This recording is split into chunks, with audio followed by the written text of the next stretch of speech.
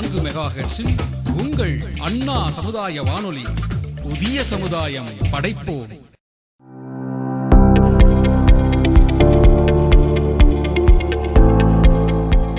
வணக்கம் நேயர்களே, நீங்கள் கேட்டுக்கொண்டிருப்பது அண்ணா சமுதாய வானொலி 90.4 அலைவரிசை. இது இந்தியாவின் முதல் சமுதாய வானொலி. நேயர்களே, இப்பொழுது நாம் கேட்கவிருக்கும் நிகழ்ச்சி இந்திய அரசின் சமூக நீதி மற்றும் அதிகாரமளித்தல் அமைச்சகம், தமிழ்நாடு அரசு சமூக நலன் மற்றும் மகளிர் உரிமைத்துறை, இந்திய சமுதாய வானொலி கூட்டமைப்பு மற்றும் நமது அண்ணா சமுதாய வானொலியுடன் இணைந்து வழங்கும் மூத்தோருக்கு முதல் வணக்கம், மூத்த குடிமக்களுக்கான சிறப்பு வானொலி தொடர் நிகழ்ச்சியின் 2ஆம் பாகம், முதியோர் நலம் பேணுவோம், சமுதாய வளம் காணுவோம். இன்றைய நிகழ்ச்சியில் நாம் ராஷ்டிரிய வயோஸ்ரீ யோஜனா திட்டம் பற்றி தெரிந்து கொள்ள இருக்கிறோம். வாங்க நிகழ்ச்சியை கேட்கலாம். மூத்தோருக்கு முதல் வணக்கம், மூத்தோருக்கு முதல் வணக்கம், மூத்தோருக்கு முதல் வணக்கம், மூத்தோருக்கு முதல் வணக்கம். மூத்தோருக்கான அரசு வசதிகள், உரிமை பற்றிய தகவல்கள் மற்றும் உடல் நலம் மனநலம் பேணி காக்க மூத்தோருக்கு முதல் வணக்கம்.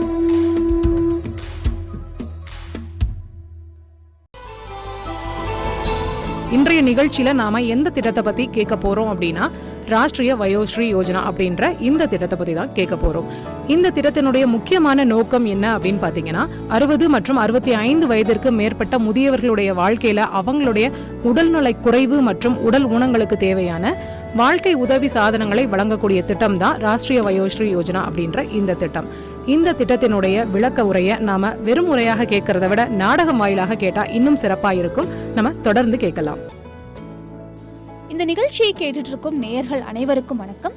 நான் லக்ஷ்மி, என் கூட தாத்தா பரத் இணைஞ்சிருக்கேன். ஹே லட்சுமி, என்ன பண்ற? தாத்தா, நம்ம ரேடியோல பேச போறோம், அதுல நீங்களும் ஒரு பங்கு. லட்சுமி, ஓ அப்படியா? ஆமா தாத்தா, நாம இப்போ ரேடியோ நிகழ்ச்சியில இணைந்திருக்கிறோம். நம்மளுடைய வாய்ஸ் இப்போ எல்லா ரேடியோலயுமே கேட்க போகுது. ஓ அப்படியா? தாத்தா, இது உங்களுக்கான நேரம். நான் தான் லட்சுமியோடைய தாத்தா. எங்க கிட்ட இருந்து கேட்டுட்டு இருக்க நேயர்கள் அனைவருக்கும் மறுபடியும் ஒரு பெரிய வணக்கத்தை தெரிவிச்சுக்கிறோம்.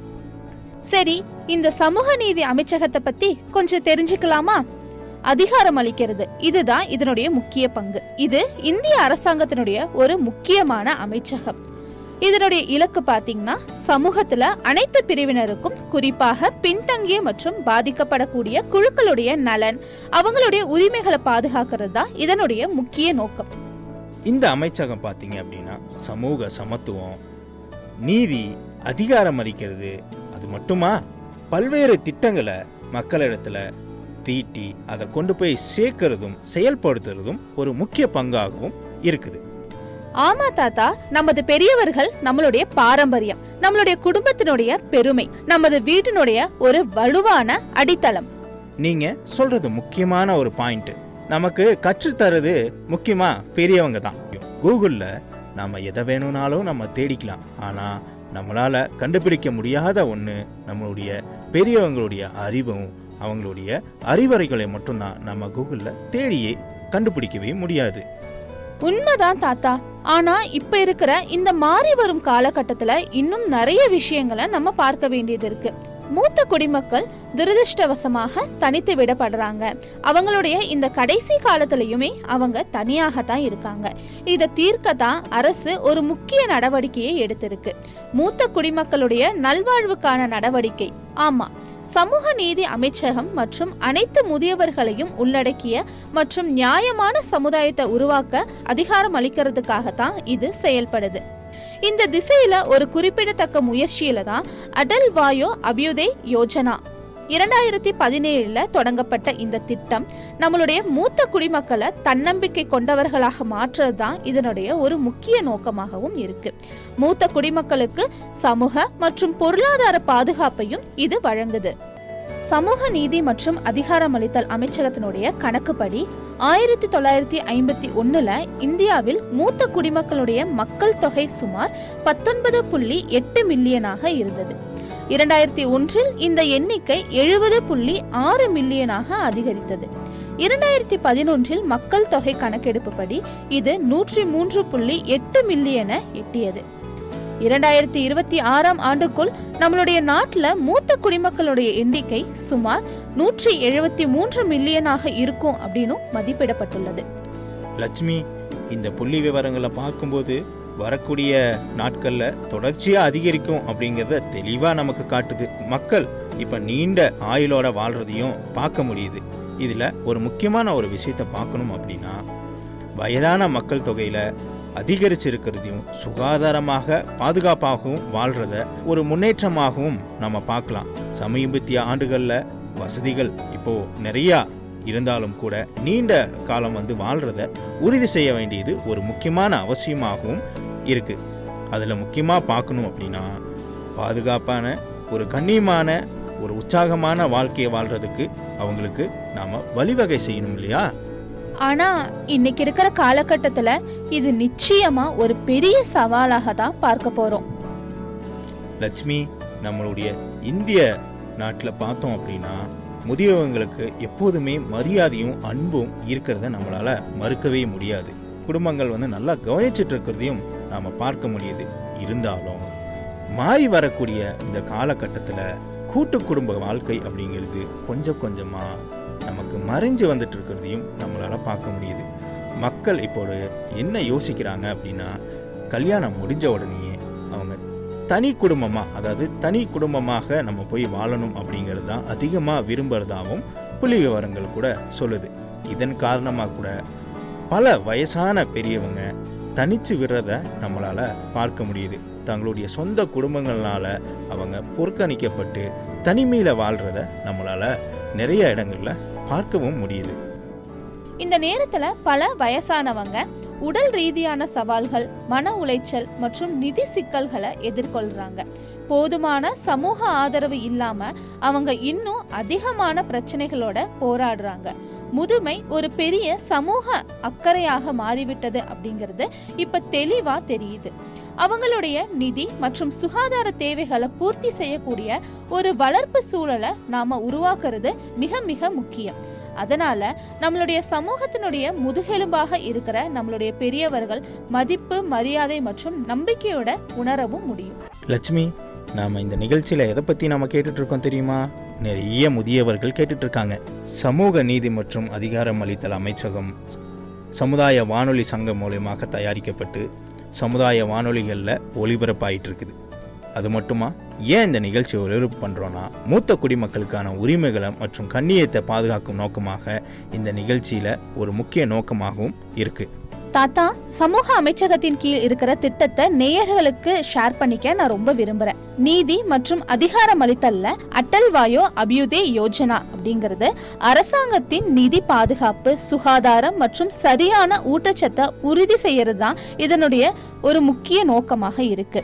இந்த திட்டம் அவர்களுடைய ஒட்டுமொத்த நல்வாழ்வு மற்றும் தங்குமிடத்திலையும் கவனம் செலுத்துது. அவங்களுடைய வாழ்க்கையுடைய முக்கியத்துவத்தை புரிந்து கொள்றது, தலைமுறை இடைவெளியை குறைக்கிறது மற்றும் வயதுக்கு ஏற்ற சூழலை உருவாக்குறது. இது பெரியவங்களுக்கு ஆதரவு வழங்குறத நோக்கமா கொண்டிருக்கு. தங்களுடைய குடும்பங்களால தனித்து விடப்பட்டதாகவும் நிராகரிக்கப்பட்டிருக்கிறதாக உணர்கிறேன் அப்படின்னு சொல்லி நினைக்கிறவங்களுக்கு அவங்க இழந்த நம்பிக்கையை மீண்டும் பெற இது உதவுது. லட்சுமி, நீ சொல்றது சரியான விஷயம்தான். 60 வயசுக்கு மேலே இருக்கக்கூடிய மூத்த குடிமக்களுக்கு இந்த திட்டங்களில் நிறைய திட்டங்கள் இருக்குது. அதில் இருக்கக்கூடிய திட்டங்கள் என்ன அப்படின்னா, மூத்த குடிமக்களுக்கான ஒருங்கிணைப்பு திட்டம் IPSR CV அப்படின்னு சொல்லக்கூடிய ஒரு திட்டம், மூத்த குடிமக்களுக்கான மாநில செயல் திட்டம் SAP SRC, தேசிய வயோஸ்ரீ திட்டம் அல்லது ராசிய வயோஸ்ரீ திட்டம் RVY அப்படின்னு கூட சொல்கிறாங்க. மூத்த குடிமக்கள் உற்பத்தி ஈடுபாட்டிற்கான வாய்ப்புகள் ஸ்கோப் அப்படின்னு ஷார்ட்டாக சொல்லக்கூடிய ஒரு திட்டம். அது மட்டுமா, சீனியர் கேர், ஏஜிங் க்ரோத் இன்ஜினும் கூட இருக்குது. இந்த மாதிரி பல திட்டங்கள் இருக்குது. அரசாங்கம் பல திட்டங்களை மூத்த குடிமக்களுக்காக செயல்படுத்திட்டு இருக்கு. அது நம்ம எல்லாத்துக்குமே ஒரு முக்கியமான ஒரு விஷயமாகவும் நாம் தெரிஞ்சுக்கணும். இதை தேவைப்படுறவங்க இந்த திட்டத்திலிருந்து பயனடையலாம். பெரும்பாலுமே விழிப்புணர்வு இல்லாததுனால தான் பயனாளிகளுக்கு கேப் இருக்கிறதாகவும் பார்க்கப்படுது. இதுதான் தாத்தா நம்மளுடைய முக்கிய குறிக்கோளாகவும் இருக்கு. இந்த சிறப்பு நிகழ்ச்சியின் மூலமா அவங்களுக்கு பயன் அளிக்கக்கூடிய நலத்திட்டங்கள் பற்றிய விரிவான தகவல்களை அவங்களுக்கு வழங்குறத நோக்கமாக நாம கொண்டிருக்கோம். லட்சுமி, இன்னைக்கு நாம முக்கியமா ராஷ்டிரிய வயோஸ்ரீ யோஜனாவை பத்தி நாம பேச போறோம். குறிப்பா இந்த திட்டத்துல நம்ம வயசாச்சு அப்படின்னாலே முக்கியமா பார்வை கொஞ்சம் குறைபாடாகும், காது கேட்கறது கொஞ்சம் கம்மியாகும், நடக்கிறதுல பிரச்சனையாகும். முக்கியமாக இதுக்காக கொண்டு வரப்பட்டது தான் ராஷ்டிரிய வயோஸ்ரீ யோஜனா அப்படிங்கிற திட்டம். இந்த திட்டம் ஏப்ரல் 1, 2017 அன்னைக்கு தொடங்கப்பட்டுச்சு. இது முக்கியமாக மூத்த குடிமக்களுக்கு உதவிகள் செய்யும் விதமாக இந்த திட்டத்தினுடைய ஒரு நோக்கமாகவும் இருக்கு. இது முக்கியமாக பொருளாதாரத்தில் பின்தங்கிய மக்களுக்கு கொண்டு போய் சேர்க்கும் விதமாக இந்த திட்டம் அமைஞ்சிருக்கு. ஆமா தாத்தா, இந்த திட்டத்தை பத்தி இன்னும் நிறைய விஷயங்களை நாம நேயர்களுக்கு சொல்லணும். வயசாக ஆக எல்லாமே கஷ்டமா தான் இருக்கு. ஐயோ தாத்தா, நீங்க இங்க தான் இருக்கீங்களா? வீடு பூரா உங்களை நான் தேடிட்டேன். ஏன் இவ்ளோ சோகமா உட்கார்ந்துருக்கீங்க? அடையாமா, எனக்கு நடக்கவே ரொம்ப கஷ்டமா இருக்கு. இதுல தனியா கூட என்னால எங்கேயும் போக முடியல. கவலைப்படாதீங்க தாத்தா, நம்ம டாக்டர்கிட்ட போய் செக் பண்ணலாம், எல்லாம் சரியாயிடும். ஹலோ நரேஷ் தாத்தா, நான் ரீனா, சமூக சுகாதார பணியாளர். எப்படி இருக்கீங்க? ஹலோ, வணக்கம். வணக்கம் வணக்கம் ரீனா ஆண்டி, எப்படி இருக்கீங்க? ரொம்ப நல்லா இருக்க சீமா. என்ன காலையிலேயே தாத்தா கூட வாக்கிங் போயிட்டு இருக்கியா? தாத்தாவை காணோன்னு சொல்லி எல்லா பக்கமும் தேடிட்டு கடைசியில பார்த்தா தாத்தா இங்க உட்கார்ந்துருக்கிறாரு. அதுவும் ரொம்பவே சோகமா உட்கார்ந்துருக்கிறாரு. அதுதான் என்ன பிரச்சனை அப்படின்னு கேட்டேன். நடக்கவே முடியல, ரொம்ப கஷ்டமா இருக்கு அப்படின்னு ரொம்பவே வருத்தத்தோட சொன்னாரு ஆண்டி. நரேஷ் தாத்தா, ஏன் இவ்வளவு சோகமா இருக்கிறீங்க? முதியோர்களுக்கான அரசு பல திட்டங்களை அறிமுகப்படுத்தி இருக்கு. அது மூலமா நீங்க ஒரு சிறப்பான வாழ்க்கைய வாழ முடியும். வயோஸ்ரீ யோஜனா பற்றி கேள்விப்பட்டிருக்கீங்களா? என்னது வயோஸ்ரீ யோஜனாவா? அப்படின்னா என்ன? இந்த திட்டம் பாத்தீங்கன்னா மூத்த குடிமக்களுக்கு வாக்கிங் ஸ்டிக், இல்ல காது கேட்காதவங்களுக்கு ஹியரிங் ஹெட்ஸ், கண்ணாடி, இந்த மாதிரியான உதவி சாதனங்களை மற்றும் சேவைகளை வழங்குது. இது மட்டும் இல்லாம இன்னும் பல இருக்கு. ஐ, சூப்பரான திட்டமா இருக்கே. இந்த திட்டத்தின் மூலமா தாத்தா உங்களால மீண்டும் எழுந்து நடக்க முடியும். ஓ அப்படியா? அப்ப நான் அதுக்கு இப்ப என்ன செய்யணும்?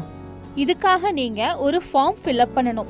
இந்த திட்டத்தின் கீழே பிபிஎல் பிரிவை சேர்ந்த மற்றும் மாத வருமானம் 15,000க்கும் குறைவாக இருக்கிற மூத்த குடிமக்களுக்கு உதவி வாழ்க்கை சாதனங்களை வழங்குறாங்க. மேலும் தகவல்களுக்கு 145667 என்ற முதியோர் உதவி எண்ணையும் அழைக்கலாம். ஃபார்மா? அப்படின்னா அதுல பேப்பர் ஒர்க் நிறைய இருக்குமேமா? இதுல அதிகம்லாம் இல்ல. உங்களுடைய ஆதார் அட்டை, ரேஷன் கார்டு மற்றும் வருமான சான்றிதழை நீங்க வழங்கணும். அதை நீங்க சம்பந்தப்பட்ட அதிகாரி கிட்ட இருந்து கூட வாங்கிக்கலாம். அடடே, அப்படியா? அப்படின்னா நான் கண்டிப்பா அப்ளை பண்றேன். ஆஹா தாத்தா, இந்த திட்டம் உங்களுக்கு உண்மையிலேயே ரொம்ப யூஸ்ஃபுல்லா இருக்கும் அப்படின்னு நான் நினைக்கிறேன். எந்த சிரமமும் இல்லாம என் கூட பழைய மாதிரியே எந்திரிச்சு நடக்க போறீங்க அப்படின்னு நினைக்கும் போது எனக்கு ரொம்ப சந்தோஷமா இருக்கு. எல்லோருக்கும் ஒரு மகிழ்ச்சியான செய்தி என்ன அப்படின்னா, ராஷ்டிரிய வயோஸ்ரீ யோஜனா திட்டத்துல கிட்டத்தட்ட 90க்கும் மேற்பட்ட சாதனங்கள் கொடுக்கப்பட்டிருக்கு அப்படின்னு தான் சொல்லணும். 20க்கும் மேற்பட்ட முகாம்கள் அமைக்கப்பட்டு மொத்தமா 5,74,558 பயனாளிகள் பயனடைஞ்சிருக்கிறதாவும் புள்ளி விவரங்கள் சொல்லுது. நேயர்களே, வயோஸ்ரீ யோஜனா அப்படிங்கிற திட்டத்தை விளக்குற ஒரு அருமையான நாடகத்தை நீங்க இப்ப கேட்டு தெரிஞ்சுட்டீங்க இல்லையா? இந்த முக்கியமான திட்டத்தை பத்தி மக்கள் எந்த அளவுக்கு விழிப்புணர்வு வச்சிருக்காங்க அப்படின்னு சொல்லி கேட்டு தெரிஞ்சுக்கலாம் வாங்க. ஐயா வணக்கம், உங்க பேருங்கய்யா? கோபால்சாமி. நம்மளுடைய மத்திய அரசாங்கத்திலிருந்து 60 வயசுக்கு மேற்பட்ட மூத்த குடிமக்களுக்காக நிறைய திட்டங்கள் செயல்படுத்துறாங்க. இந்த மாதிரியான திட்டங்கள் பத்தி உங்களுக்கு ஏதாவது தெரியுங்களா? ஒன்றும் தெரியாதுங்க.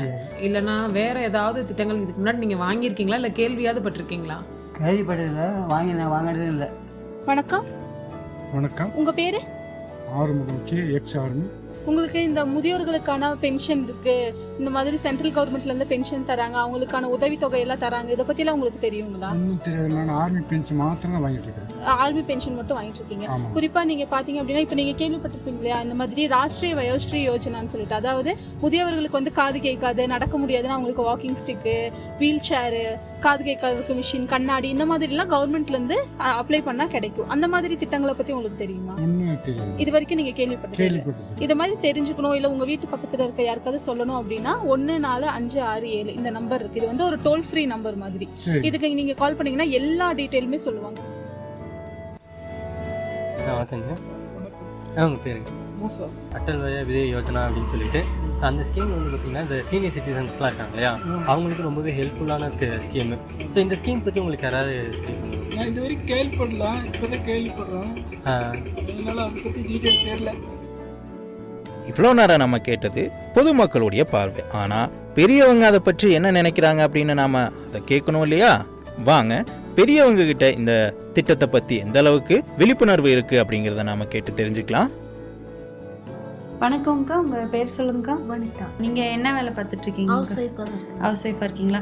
சரிங்கக்கா, இப்போ நம்ம கவர்மெண்ட்டில் வந்துட்டு நம்ம புதுசாக வயோஸ்ரீ அப்படிங்கிற ஒரு திட்டம் இருக்குங்கக்கா. அதை பற்றி நீங்கள் ஒரு ஸ்கீம் இருக்குது, அதை பற்றி நீங்கள் கேள்விப்பட்டிருக்கீங்களா? தெரிஞ்சவங்களுக்குலாம் ஸ்கீம் இருக்குங்க. அவங்க கண்ணாடி ஸ்டிக்கு இதெல்லாம் கொடுத்துருக்காங்களா? அதை பற்றி கேள்விப்பட்டிருக்கீங்களா? கேள்விப்பட்டிருக்கேன்.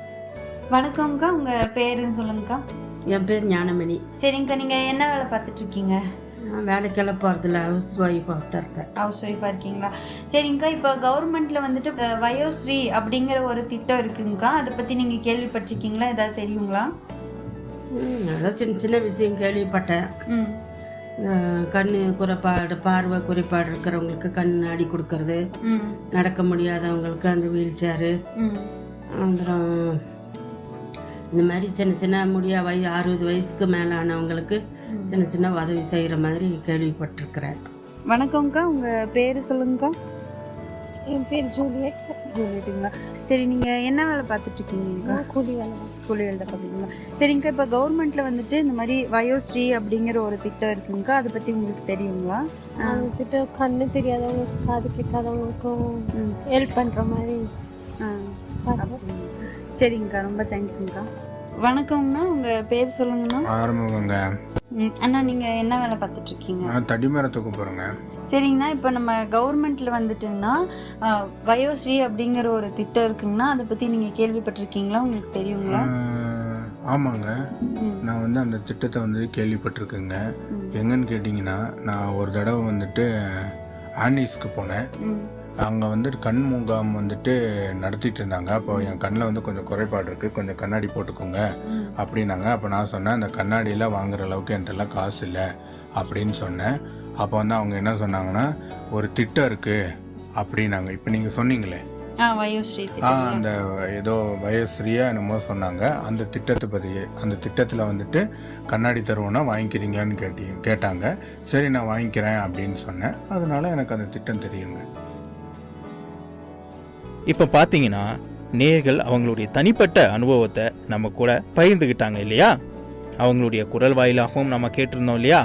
இந்த நிகழ்ச்சியை நாம் முடிக்க வேண்டிய நேரமும் வந்துருச்சு. மூத்த குடிமக்களுக்கான திட்டத்தை பற்றியும் நீங்கள் தெரிஞ்சுக்கணும் அப்படின்னா 145667 அப்படிங்கிற அழைப்புக்கும் நீங்கள் அழைச்சி நீங்கள் இதை பற்றி நிறைய விஷயங்கள் தெரிஞ்சுக்கலாம். நாம் பார்த்தோன்னா நம்மளுடைய மத்திய மற்றும் மாநில அரசாங்கங்கள்லேருந்து என்ன மாதிரியான உதவிகள், திட்டங்கள் இருக்குது அப்படிங்கிறத, முக்கியமாக மூத்த குடிமக்களுக்கு என்ன மாதிரியான வசதிகள் அந்த டோல் ஃப்ரீ நம்பருக்கு அழைச்சா கிடைக்கும் அப்படிங்கிறத அவங்களுக்கு நம்ம அழைச்சி அந்த காலில் நம்ம பேசினதை நம்ம கேட்கலாமா?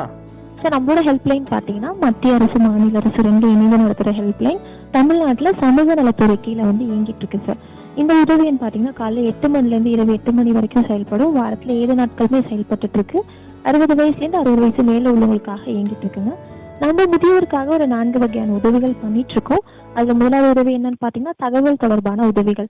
முதியோர் இல்லங்கள், பகல் நேர பராமரிப்பு மையங்கள், பராமரிப்பாளர்கள், முதியோர் உபயோகப்படுத்தும் உபகரணங்கள், இதுக்கான தகவல் நம்ம கொடுத்துட்டு இருக்கோம். இரண்டாவது சேவை என்னன்னு பார்த்தீங்கன்னா வழிகாட்டுதல். இப்போ ஒரு முதியோருக்கு சொத்து ரீதியாவோ உயிர் ரீதியாவோ ஏதாவது சட்டம் சார்ந்த வழிகாட்டுதல் தேவைப்படுது அப்படின்னா நம்ம கிட்ட சட்ட ஆலோசகர் இருக்காங்க. அவங்க அதுக்கான வழிகாட்டுதல் கொடுப்பாங்க. அடுத்து முதியோர் உதவித்தொகை இருக்கு பாத்தீங்களா, அது விண்ணப்பிக்க என்னென்ன தகுதிகள் இருக்கணும், அதுக்கு என்னென்ன ஆவணங்கள் தேவை, அது எப்படி போய் விண்ணப்பிக்கலாம் அப்படிங்கிற வழிகாட்டுதல் நம்ம கொடுத்துட்டு இருக்கோம். அடுத்து பராமரிப்பு சட்டம் 2007 சட்டம் இருக்கு. அந்த சட்டத்தின் கீழே பசங்க பிள்ளைங்க பெற்றோர்களை பார்த்துக்கிட்டு தான் ஆகணும். அப்படி பார்த்துக்காத பட்சத்தில் நம்ம ஆர்டிஓ ஆஃபீஸில் பெட்டிஷன் கொடுக்கலாம். அதுக்கான வழிகாட்டுதலுமே நம்ம கொடுத்துட்ருக்கோம் சார். 3வது சேவை என்னன்னு பார்த்தீங்கன்னா மனநல ஆலோசனை. இப்போ ஒரு முதியோர் வந்து வீட்டில் ரொம்ப தனிமையாக இருக்காங்க, மனக்கவலையாக இருக்காங்க, மன சோர்வாக இருக்காங்க, இறப்பு கொடுத்தின பயம் இருக்குது, அந்த மாதிரிலாம் இருக்குன்னு சொல்லிட்டு யாராச்சும் நமக்கு கால் பண்ணுறாங்கன்னா அவங்களுக்கான கவுன்சிலிங் நம்ம கொடுத்துட்ருக்கோம், எமோஷனல் சப்போர்ட் நம்ம கொடுத்துட்ருக்கோம்.